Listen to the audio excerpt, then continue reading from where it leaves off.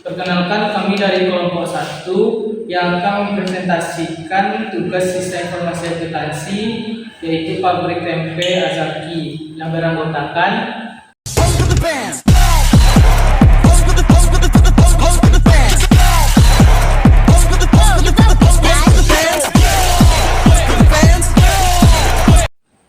Sebelumnya kami ucapkan terima kasih kepada Ibu Sani Mazolfi, SE, MACC, selaku dosen pemangku pada mata kuliah kali ini, yang telah memberikan izin kepada kami untuk mempresentasikan hasil diskusi kami. Baik, kita masuk ke materi pertama yang akan dibacakan oleh Vira Septi Amarat. Baik, di sini saya akan menjelaskan departemen yang terlibat di dalam flowchart dan dokumen yang terlibat di dalam flowchart. Yang pertama itu ada departemen yang terlibat, terdiri dari departemen gudang, pemilik, keuangan, departemen produksi, pelanggan, dan departemen penjualan, sekaligus departemen akuntansi. Yang kedua ada dokumen yang terlibat. Di dokumen yang terlibat ada dokumen permintaan pemesanan, seperti daftar permintaan bahan baku, daftar pemesanan penjualan, daftar permintaan barang, daftar permintaan produksi, daftar permintaan barang jadi. Yang kedua ada dokumen pembelian dan penerimaan. Terdiri dari surat pesanan, surat jalan pemasok, laporan penerimaan barang, laporan barang masuk. Dan yang ketiga ada dokumen persediaan. Terdiri dari kartu stok bahan baku, kartu stok barang dalam proses, kartu stok barang jadi, daftar persediaan bahan baku, daftar persediaan barang jadi. Dan yang keempat ada dokumen produksi. Di dalam dokumen produksi terdiri dari daftar rencana produksi, surat perintah produksi, laporan proses produksi, laporan hasil produksi, laporan barang keluar ke produksi, dan laporan barang kembali ke produksi. Yang kelima ada dokumen keuangan, seperti bukti pembayaran, bukti transfer, bukti pengeluaran kas, data bukti pengeluaran, laporan pengeluaran kas. Selanjutnya ada dokumen penjualan. Di dalam dokumen penjualan ada surat jalan penjualan, faktur penjualan, bukti transfer dari pelanggan, daftar tagih pelanggan, dan selanjutnya ada dokumen pengendalian. Contohnya itu laporan hasil quality control, laporan barang reject atau rusak, laporan rekap produksi, dan laporan rekap stok. Yang terakhir ada dokumen lainnya, yaitu data laporan produksi, data laporan penjualan, laporan persediaan akhir, dan terakhir ada laporan perhitungan biaya produksi. Baik, selanjutnya saya akan menjelaskan mengenai flowchart komprehensif dari pabrik tempe Azaki yang telah kami diskusikan. Dimulai dari departemen gudang. Di departemen gudang, ia melakukan pengecekan persediaan bahan baku dan memunculkan dua dokumen, yaitu daftar persediaan bahan baku yang pertama diarsip dan dokumen kedua dikirim ke owner atau pemilik. Setelah sampai di pemilik, ia melakukan pengecekan daftar persediaan bahan baku yang memunculkan dokumen daftar persediaan bahan baku. Setelah itu, membuat daftar pesanan bahan baku dan memunculkan dua dokumen, yaitu daftar pesanan bahan baku. Dokumen pertama itu diarsip, dokumen kedua dikirim ke pemasok. Setelah sampai di pemasok menyiapkan pesanan dan membuat tagihan. Setelah itu muncullah tagihan dan dikirim kembali ke pemilik. Setelah sampai ke pemilik melakukan pembayaran dan memunculkan 3 dokumen bukti pembayaran. Bukti pembayaran yang pertama diarsip, bukti pembayaran yang kedua dikirim kembali ke pemasok, dan bukti pembayaran ketiga dikirim ke departemen akuntansi. Setelah sampai bukti pembayaran tersebut di pemasok memproses pesanan ke gudang. Setelah itu muncul bukti pengiriman sekaligus bahan baku. Setelah itu dikirim kembali ke departemen gudang, dan setelah sampai di departemen gudang melakukan pengecekan barang yang diterima dan memunculkan 2 dokumen, yaitu data barang yang diterima. Dokumen yang pertama diarsip dan dokumen yang kedua itu dikirim ke pemilik. Setelah sampai di pemilik, data yang diterima tersebut dilakukan pengecekan kembali dan muncul dokumen data barang yang diterima. Setelah itu diarsip oleh pemilik. Selanjutnya itu di Departemen Produksi. Di Departemen Produksi ia menentukan bahan baku kedelai yang akan digunakan. Setelah itu muncul dokumen desain produk. Setelah itu Departemen Produksi menyusun rencana produksi tempe dan muncul dokumen rencana produksi tempe. Dan selanjutnya itu melakukan penyusunan daftar permintaan bahan baku dan muncul 2 dokumen daftar permintaan bahan baku. Yang pertama diarsip dan yang dokumen kedua dikirim ke Departemen Gudang. Setelah sampai di Departemen Gudang, daftar permintaan bahan baku tersebut dilakukan pengecekan ketersediaan bahan baku. Apakah bahan baku tersedia? Jika tidak, maka Departemen Gudang harus membuat laporan kekurangan bahan baku dan memunculkan dokumen laporan stok tidak mencukupi. Laporan stok tidak mencukupi tersebut dikirim kembali ke pemilik untuk membuat daftar pesanan bahan baku. Jika bahan baku tersedia, maka Departemen Gudang menyiapkan bahan baku dan memunculkan 3 dokumen, yaitu daftar permintaan bahan baku sekaligus bahan baku. Dokumen pertama diarsip, dokumen kedua dikirim ke Departemen Produksi, dan dokumen ketiga dikirim ke Departemen Akuntansi. Selanjutnya, setelah sampai di Departemen Produksi, bahan baku tersebut sekaligus daftar permintaan bahan baku tersebut, Departemen Produksi melakukan proses produksi. Setelah itu muncul dokumen daftar barang jadi sekaligus barang jadi. Dokumen pertama dikirim ke gudang dan dokumen kedua itu dilakukan yaitu membuat kartu harga pokok dan kartu jam kerja. Setelah itu muncul 2 dokumen, yaitu kartu harga pokok sebanyak 2 rangkap dan kartu jam kerja sebanyak 2 rangkap. Kartu harga pokok yang pertama diarsip dan kartu harga pokok yang kedua dikirim ke Departemen Akuntansi. Begitu juga kartu jam kerja. Kartu jam kerja yang pertama itu diarsip dan kartu jam kerja yang kedua itu dikirim ke Departemen Akuntansi. Selanjutnya yang untuk Departemen Gudang. Dokumen barang jadi setelah sampai di Departemen Gudang itu melakukan quality control. Apakah lulus quality control? Jika tidak, maka Departemen Gudang harus membuat laporan barang cacat dan memunculkan dokumen laporan barang cacat dan dikirim ke Departemen Akuntansi untuk membuat laporan harga pokok produksi. Jika lulus quality control, maka Departemen Gudang mencatat barang masuk dan mengeluarkan kartu stok barang jadi. Setelah itu kartu stok barang jadi itu dikirim kembali untuk dicek stok barang jadi dan menyiapkan pesanan.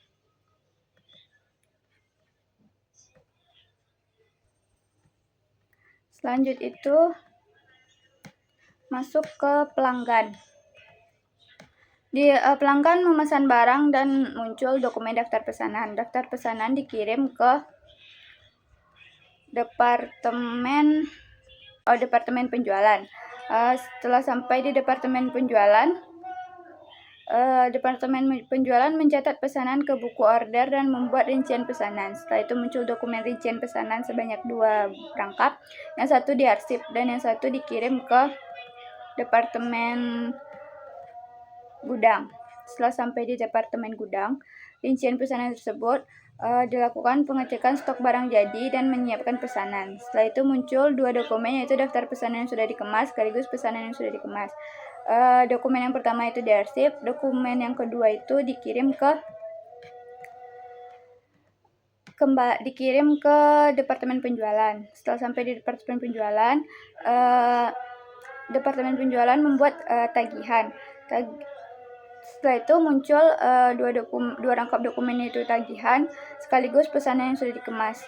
Dokumen tagihan tadi itu yang pertama diarsip dan yang satunya lagi dikirim ke pelanggan. Setelah tagihan sampai di pelanggan sekaligus pesanan yang sudah dikemas, di pelanggan melakukan pembayaran. Apakah pembayaran secara tunai dan kalau tidak, maka harus memunculkan dokumen bukti transfer. Kalau pembayaran secara tunai, maka muncul dokumen yaitu uang tunai. Bukti transfer dan uang tunai tadi itu dikirim ke Departemen Akuntansi. Setelah sampai di Departemen Akuntansi, uang tunai atau bukti transfer tadi itu di Departemen Akuntansi itu dilakukan pengecekan, dilakukan pencatatan pendapatan. Setelah itu muncul dokumen data jumlah pendapatan.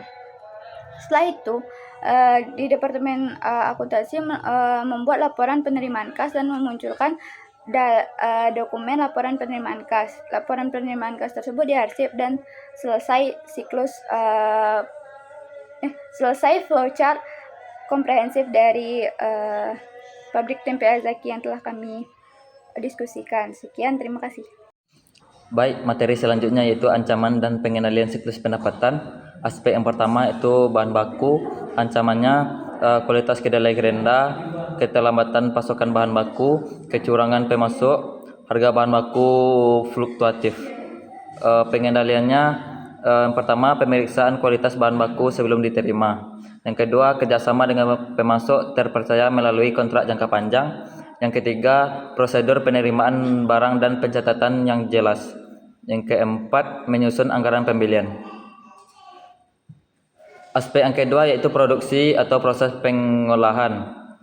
Ancamannya yang pertama kerusakan alat produksi, kedua kegagalan dalam fermentasi, yang ketiga yaitu pemborosan bahan selama proses, yang keempat yaitu kontaminasi akibat lingkungan yang tidak bersih atau higienis. Pengendaliannya yang pertama yaitu pemeliharaan rutin alat produksi. Yang kedua yaitu pengawasan suhu dan waktu fermentasi dengan alat kontrol. Yang ketiga pencatatan bahan baku dan hasil produksi secara akrual. Yang keempat yaitu penerapan SOP kebersihan dan sanitasi. Aspek yang ketiga yaitu penyimpanan. Ancamannya yang pertama produk jadi cepat rusak. Yang kedua pencurian atau kehilangan stok. Yang ketiga salah pencatatan stok gudang. Yang keempat keterlambatan pengiriman ke pelanggan. Pengendaliannya yaitu gunakan ruang penyimpanan dengan ventilasi atau pendinginan sesuai kebutuhan. Yang kedua, terapkan sistem keamanan seperti CCTV atau pembatasan akses. Yang ketiga, gunakan metode FIFO, freeze in freeze out. Yang keempat, rekonsiliasi stok fisik dan catatan rutin. Yang kelima, jadwal dan manajemen armada. Yang keenam, distribusi yang baik. Aspek yang keempat yaitu keuangan dan administrasi. Ancamannya yang pertama penggelapan kas atau manipulasi laporan keuangan. Yang kedua kesalahan pencatatan transaksi. Yang ketiga penjualan tanpa penagihan piutang macet. Cara pengendaliannya yaitu yang pertama pemisahan fungsi otoritasi, pencatatan dan penyimpanan kas. Yang kedua gunakan sistem akuntansi berkomputerisasi. Yang ketiga audit internal dan pemeriksaan kas mendadak. Dan yang keempat kebijakan kredit dan penagihan yang ketat. Aspek yang kelima yaitu sumber daya manusia. Ancamannya yang pertama karyawan tidak disiplin atau sering keluar masuk atau turnover tinggi. Yang kedua kecurangan internal seperti pencurian bahan. Yang ketiga kurangnya keterampilan kerja. Cara pengendaliannya yang pertama yaitu pelatihan berkala tentang produksi, higienitas dan keselamatan kerja. Yang kedua insentif berbasis kinerja. Yang ketiga pengawasan dan evaluasi kinerja rutin. Dan yang keempat aturan kerja dan sanksi tegas terhadap pelanggaran. Aspek yang keenam yaitu lingkungan dan hukum. Ancamannya yang pertama limbah produksi mencemari lingkungan. Yang kedua tidak sesuai standar BPOM atau izin usaha. Yang ketiga sanksi hukum akibat pelanggaran perizinan. Pengendaliannya yang pertama yaitu membangun sistem pengelolaan limbah atau IPAL. Yang kedua mengurus izin usaha, sertifikasi halal dan BPOM. Yang ketiga menerapkan sistem produksi bersih dan ramah lingkungan. Sekian dari saya, terima kasih. Baiklah, mengenai materi ancaman dan pengendalian siklus pengeluaran. Aspek yang pertama, pada memesan bahan baku, perlengkapan dan jasa. Ancaman yang berkemungkinan terjadi adalah pemesanan dilakukan tanpa persetujuan atau perencanaan yang jelas. Yang kedua, barang atau jasa dipesan melebihi kebutuhan produksi. Yang ketiga, tidak adanya dokumen resmi seperti surat pesanan pembelian. Yang keempat, pemasok tidak diverifikasi terlebih dahulu. Yang kelima, pemesanan dilakukan kepada pemasok yang tidak tetap hingga menyebabkan ketidakkonsistenan harga. Pengendalian yang dapat dilakukan, yang pertama, setiap pemesanan harus disetujui oleh kepala produksi dan pemilik usaha. Yang kedua, gunakan surat pesanan pembelian atau purchase order yang bernomor urut dan terdokumentasi. Pemesanan hanya boleh dilakukan ke pemasok yang sudah terdaftar atau memiliki riwayat yang baik. Yang ketiga, tetapkan batas nilai pembelian yang harus mendapat otorisasi khusus. Yang terakhir itu ada simpan salinan surat pesanan sebagai arsip dan bukti kontrol internal. Aspek yang kedua, menerima bahan baku, perlengkapan dan jasa. Ancaman yang berkemungkinan terjadi, yang pertama ada barang yang diterima tidak sesuai dengan pesanan, kurang, rusak atau kualitasnya jelek. Yang kedua, tidak ada pemeriksaan fisik atau laporan penerimaan barang. Yang ketiga, barang diterima tanpa pesanan resmi. Yang keempat, tidak ada pencatatan barang masuk ke gudang. Yang kelima, barang hilang atau tercampur karena penataan tidak rapi. Pengendalian yang dapat dilakukan, yang pertama adalah periksa kesesuaian jumlah dan kualitas barang dengan surat pesanan pembelian. Yang kedua, buat laporan penerimaan barang atau receiving report setiap kali barang datang. Yang ketiga, hanya menerima barang yang ada dokumen pemesanannya. Yang keempat, simpan barang sesuai kategori agar mudah diawasi. Yang terakhir, ada laporan penerimaan dikirim ke bagian keuangan dan pembelian sebagai bukti verifikasi. Aspek yang ketiga yaitu ada menyetujui faktur pemasok. Ancaman yang berkemungkinan terjadi, yang pertama ada faktur dibayar tanpa dicek kesesuaiannya dengan pesanan dan barang yang diterima. Yang kedua, faktur ganda atau tidak resmi ikut dibayar. Yang ketiga, nominal tagihan berbeda dengan kesepakatan awal. Yang keempat, faktur tidak disimpan dengan baik untuk pencatatan. Yang kelima, tidak ada bukti otorisasi dari pihak berwenang.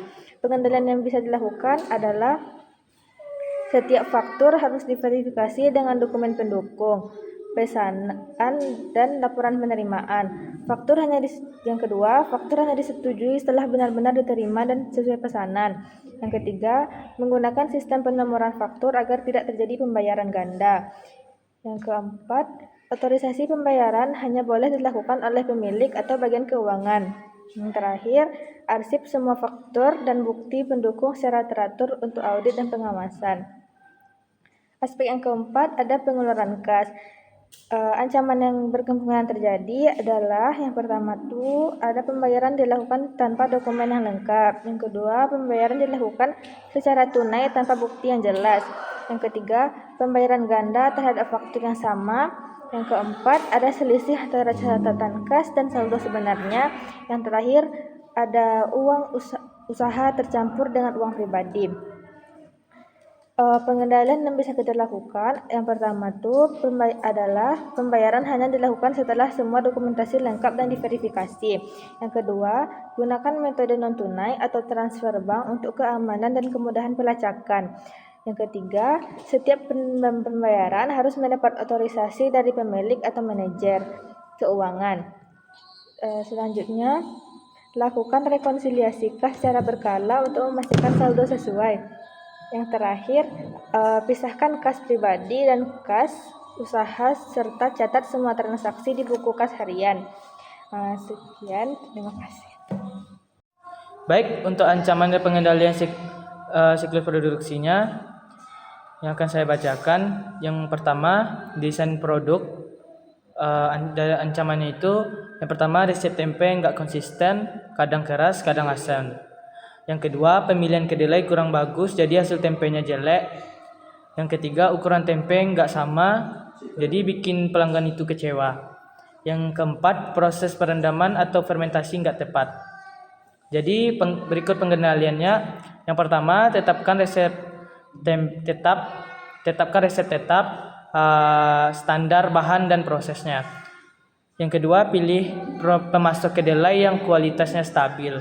Yang ketiga, gunakan alat ukur atau timbangan cetakan biar ukurannya sama. Yang keempat, cek kondisi perendaman dan suhu fermentasi secara rutin. Yang kedua, perencanaan dan penjadwalan. Ancaman dari perencanaan dan penjadwalan, yang pertama, produksi kebanyakan. Tempe bisa basi karena umur simpannya pendek. Yang kedua, produksi kurang, pelanggan langganan gak kebagian. Yang ketiga, telat pesan kedelai, akhirnya produksi berhenti. Yang keempat, jadwal produksi kacau karena salah perkiraan permintaan harian. Berikut pengendaliannya. Yang pertama, buat catatan penjualan harian, buat ngatur tujuannya itu untuk buat ngatur jumlah produksi. Yang kedua, pesan kedelai dengan jadwal tetap biar stok aman. Yang ketiga, gunakan safety stock sedikit untuk jaga-jaga. Yang keempat, sesuaikan jadwal produksi dengan permintaan pelanggan. Contohnya misal warung atau resto langganan. Yang ketiga itu operasi produksi. Ancamannya, yang pertama, kedelai terbuang banyak karena proses kupas atau rendam nggak benar.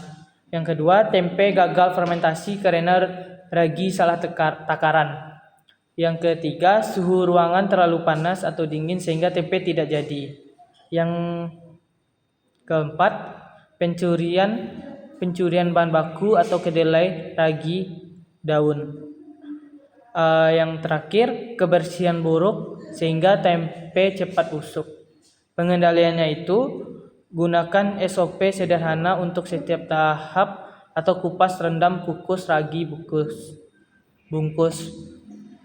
Yang kedua, awasi penggunaan ragi sesuai takaran. Yang ketiga, pastikan ruang produksi bersih dan ventilasi bagus. Yang keempat, kunci gudang bahan baku. Yang terakhir, cek kualitas tempe sebelum dikirim ke pelanggan. Yang keempat, akuntansi biaya. Yang ancamannya itu yang pertama, salah hitung biaya kedelai, ragi, tenaga kerja atau gas sehingga harga jual salah. Yang kedua, catatan pembelian dan penjualan gak rapi sehingga sulit tahu untung ruginya. Yang ketiga, overhead atau gas, listrik, plastik, daun tidak terpantau. Yang terakhir, ada selisih stok kedelai tanpa sebab jelas. Berikut pengendaliannya. Yang pertama, catat semua biaya harian dari kedelai, ragi, plastik, daun, gas, dan tenaga kerja. Yang kedua, hitung HPP sederhana tiap batch produk. Yang ketiga, rekap penjualan harian untuk tahu pendapatannya. Yang keempat, pisahkan orang yang produksi dengan yang megang uang. Yang terakhir, cek stok kedelai secara rutin. Nah, berikut harga pokok produksi dari pabrik tempe Zaki ini. Di mana didapatkan beban pokok penjualannya di tahun 2024 sekitar 209.380.000. Yang di tahun 2023 187.610.000. Sekian yang dapat saya sampaikan dan saya bacakan.